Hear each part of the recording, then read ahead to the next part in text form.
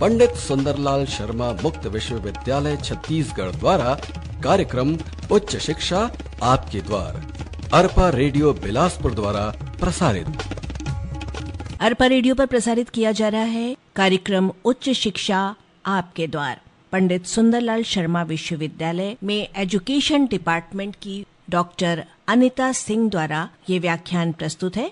BEd पाठ्यक्रम में मानव विकास इकाई के अंतर्गत ये विषय शामिल है, लेकिन डीएलएड एमए एजुकेशन करने वाले प्रशिक्षार्थियों के लिए भी ये व्याख्यान उतना ही महत्वपूर्ण है।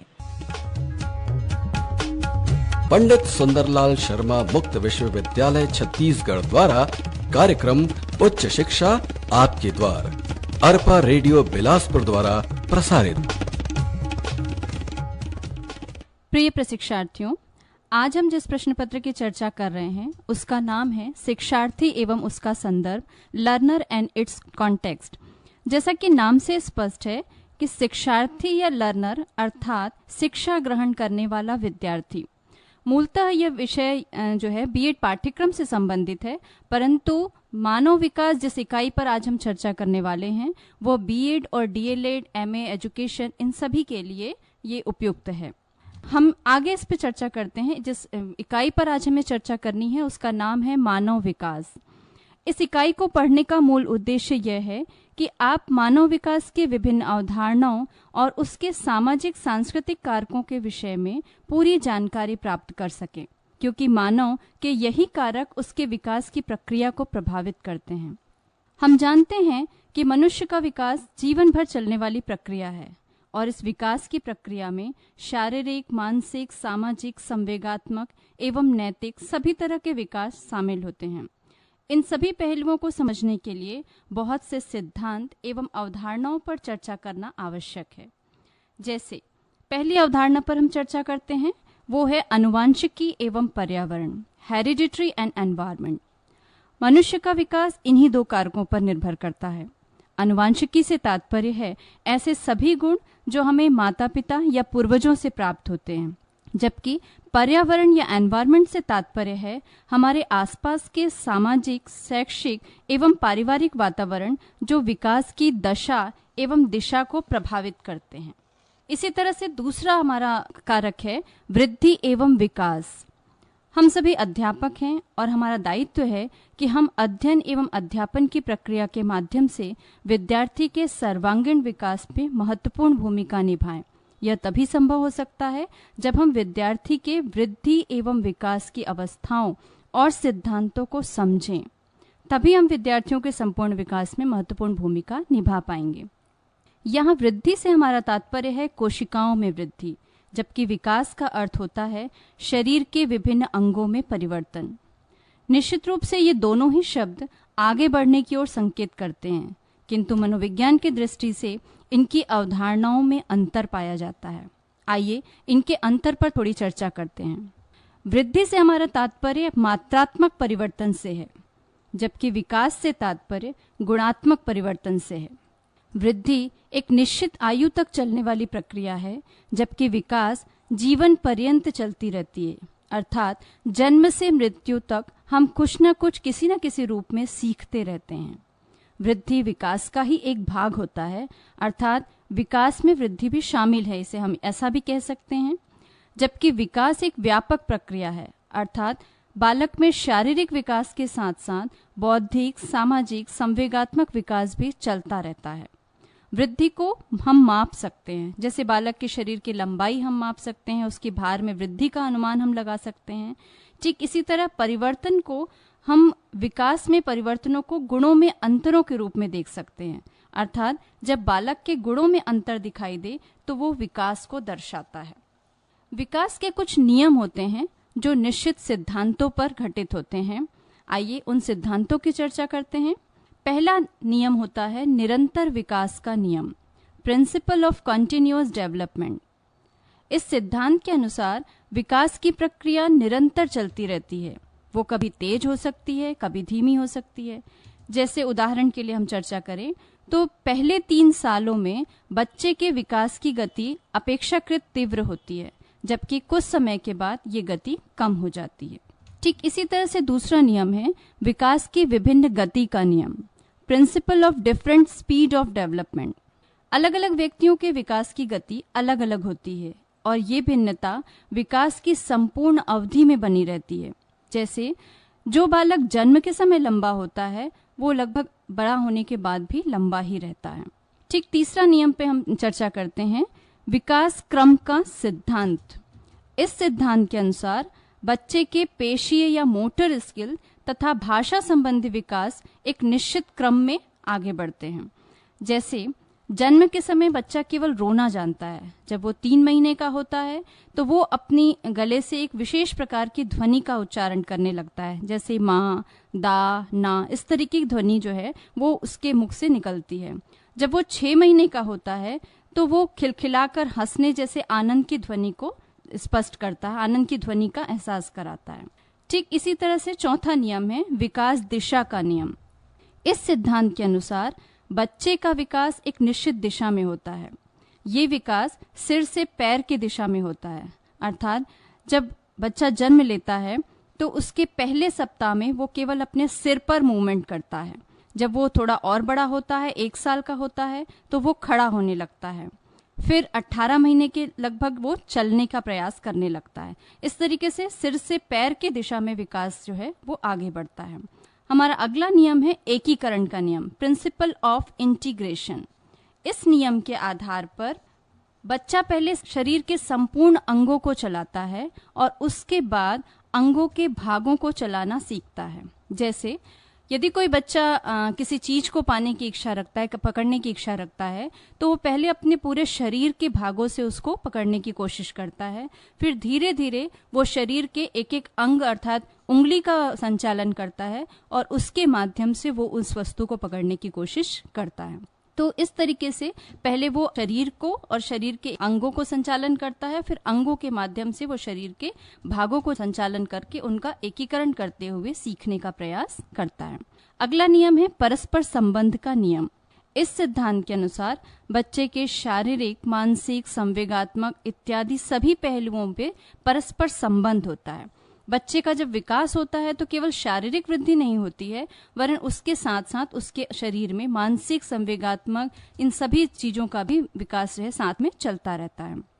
हमारा अगला नियम है समान संरूप का नियम, प्रिंसिपल ऑफ यूनिफॉर्म पैटर्न। इस नियम के तहत मनुष्य जाति हो या पशु जाति हो, दोनों ही प्रजातियों में जो विकास की प्रगति चलती है वो अपनी प्रजाति के नियमों के अनुरूप होती है। अर्थात मनुष्य जो है वो अपनी जाति के आधार पर वृद्धि करता है, जबकि जो पशु है वो अपने जाति के आधार पर विकास की प्रक्रिया उसमें संचालित होती है।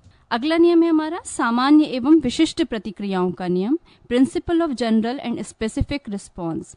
इस नियम के अनुसार बच्चे का विकास सामान्य प्रतिक्रियाओं से विशिष्ट प्रतिक्रियाओं की ओर होता है। जैसा कि अभी हमने चर्चा की एकीकरण के सिद्धांत के अंतर्गत कि कोई बच्चा यदि कोई वस्तु को पकड़ना चाहता है तो पहले वो शरीर का मूवमेंट करता है और फिर शरीर के एक एक भागों और उसके अंगों की तरफ संचालन उसका होता है। तो ठीक वही प्रक्रिया जो है वो सामान्य से विशिष्ट प्रतिक्रियाओं के रूप में, उदाहरण के रूप में हम देख सकते हैं। और हमारा अंतिम विकास का नियम होता है वंशानुक्रम एवं वातावरण की अंतःक्रिया का नियम। इसकी भी चर्चा हमने पूर्व में की है, principle of inter relationship of hereditary and environment. इस नियम के अंतर्गत बच्चे का विकास वंशानुक्रम एवं वातावरण की अंतःक्रिया के कारण होता है। अर्थात यदि बच्चे को बहुत अच्छे गुण माँ बाप से मिले हैं और अच्छा वातावरण भी उसे मिला है जिसमें वो उस गुणों को पनपा सकता है, उस गुणों का विकास कर सकता है, तो निश्चित रूप से वो एक अच्छा व्यक्तित्व का विकास कर लेगा।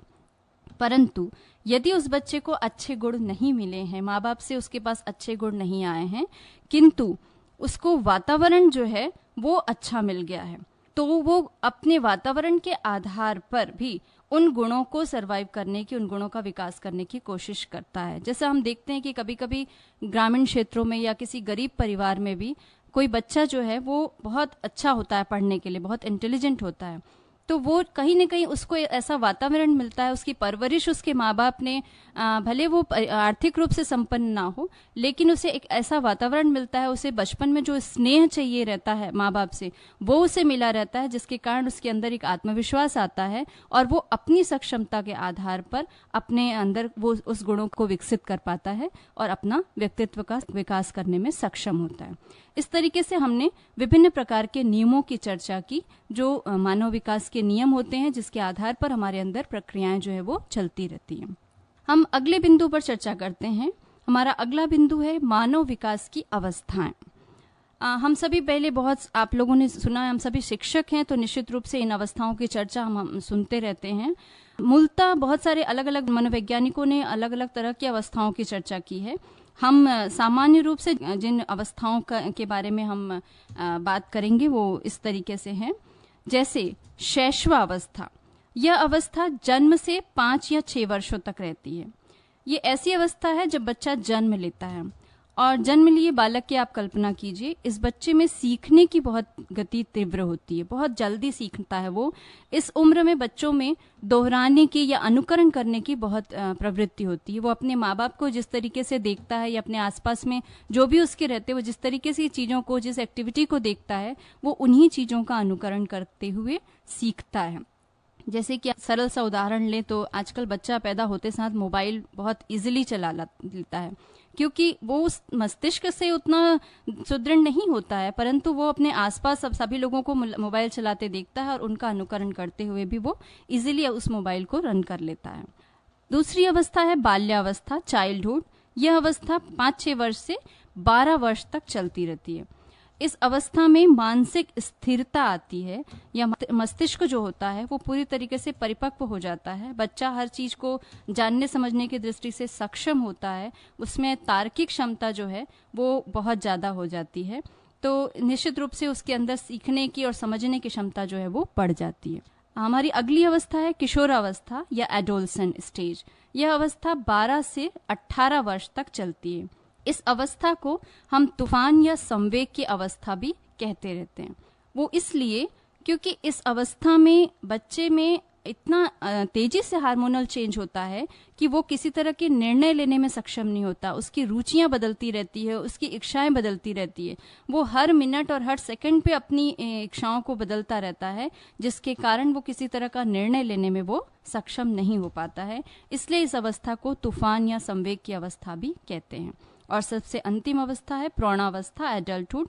ये 18 वर्ष के बाद होती है, जिसमें बच्चा जो है वो मानसिक रूप से सुदृढ़ हो जाता है और निश्चित रूप से अपनी जो दिशा होती है भविष्य की वो निर्धारित कर लेता है और उसी के आधार पर वो कार्य करता है। इन अवस्थाओं में जो विकास की प्रक्रिया घटित होती है उसके कुछ आयाम होते हैं, जिस आयामों पर हम बार बार चर्चा कर रहे हैं। इन आयामों को हम विस्तार से थोड़ा सा जानने की कोशिश करते हैं। ये आयाम होते हैं शारीरिक विकास, फिजिकल डेवलपमेंट, मानसिक विकास, मेंटल डेवलपमेंट, सामाजिक विकास, सोशल डेवलपमेंट, संवेगात्मक विकास, इमोशनल डेवलपमेंट, भाषाई विकास, लैंग्वेज डेवलपमेंट, नैतिक विकास, मॉरल डेवलपमेंट। इस तरीके से बहुत से हमारे अंदर विकास के आयाम होते हैं। आइए इन आयामों पर थोड़ी थोड़ी बात कर लेते हैं। शारीरिक विकास से हमारा मतलब होता है ये विकास जन्म के पूर्व से ही शुरू हो जाता है, अर्थात बच्चा जब माँ के गर्भ में होता है तभी से उसका शारीरिक विकास शुरू हो जाता है और जब वो जन्म ले लेता है तो उसके बाद शरीर की ऊंचाई, मोटाई, भार, इन सभी में हमको अंतर और विकास जो है वो देखने को मिलता है। दूसरा विकास है मानसिक विकास। मानसिक विकास मानसिक क्रियाओं या क्षमताओं से संबंधित होता है।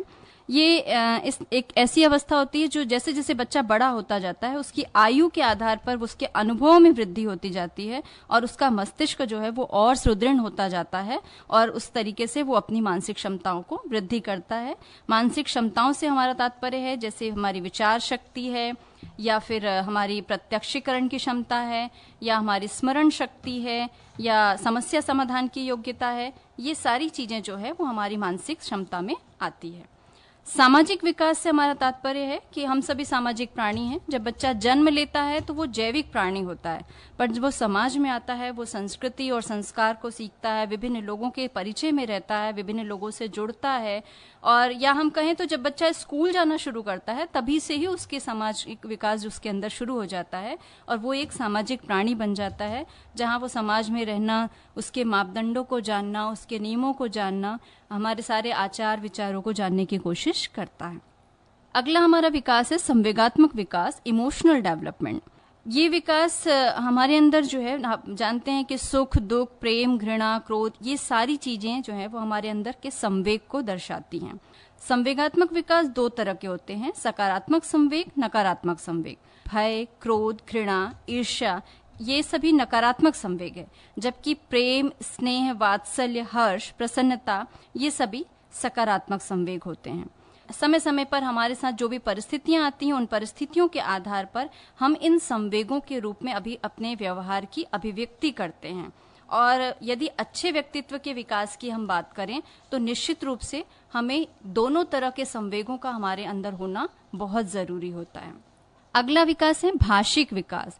इस विकास में बच्चा जो है जन्म के साथ जैसे जैसे बड़ा होता है, उसके अंदर की लैंग्वेज स्किल जो होती है, लैंग्वेज डेवलपमेंट जो है उसके अंदर शुरू होता है। वो धीरे धीरे शब्द बनाना, वाक्यों को सीखना, इस तरीके की चीजें जो है वो धीरे धीरे अपनी उम्र के साथ जो है वो सीखता रहता है। हम जानते हैं, जैसे हम ज्यादातर हम देखते हैं कि यदि बच्चा बहुत भरे पूरे परिवार में है, दादा दादी, नाना नानी, इस तरीके के परिवार में जब वो रहता है, जहां पर उसके परिवार के सदस्यों की संख्या बहुत अधिक होती है, सदस्य बहुत अधिक होते हैं, तो वो सारे सदस्य उसके साथ ज्यादा टाइम स्पेंड करते हैं। तो ऐसे परिवार का जो बच्चा होता है वो बोलना जल्दी सीखता है, क्योंकि उसके पास ऐसे सारे सदस्य होते हैं जो निश्चित रूप से उसके साथ किसी न किसी रूप में जुड़ते रहते हैं, बातें करते रहते हैं। तो उसके अंदर की भाषा का विकास जो है वो तीव्र गति से होता है, जबकि जो मदर और फादर वाले सिंगल फैमिली में रहते हैं बच्चे, वो थोड़ा धीरे से बोलना सीखते हैं। हमारा अगला विकास है नैतिक या चारित्रिक विकास। इस अवस्था में बच्चा सही गलत की पहचान करने लगता है, समाज के प्रचलित आदर्शों और मूल्यों को पहचानने लगता है और उसको अपनाने का भी प्रयास करता है। इस तरीके से आज हमने बहुत सारे चीजों को जानने का प्रयास किया, मानव विकास की विभिन्न अवधारणाओं को जानने का प्रयास हमने इस इकाई में किया है। दोस्तों, हम जानते हैं कि शिक्षा एवं शिक्षक, इन दोनों का मूल उद्देश्य होता है व्यक्तित्व का सर्वांगीण विकास करना। इसलिए शिक्षक को विकास के विभिन्न पहलुओं पर जानकारी प्राप्त करना आवश्यक है। हर बालक विशिष्ट होता है, उसको उसकी विशिष्टता के आधार पर पहचानना और अच्छे नागरिक के रूप में तैयार करना ही हमारा कर्तव्य है। साथ ही शिक्षकों को विद्यालय का पाठ्यक्रम व शैक्षिक कार्यक्रम भी बालक के विकास के विभिन्न पहलुओं को ध्यान में रखकर ही तैयार करना चाहिए। इससे शिक्षक को प्रत्येक विद्यार्थी पर ध्यान रखना जो है वो आसान हो जाएगा और बालक के सर्वांगीण विकास में वो महत्वपूर्ण भूमिका निभा पाएगा। बहुत बहुत धन्यवाद। ज्ञान विज्ञान सत्य शिव सुंदर सबका हो आरोहण, प्रेम अहिंसा विद्या सर से विकसित जीवन दर्शन।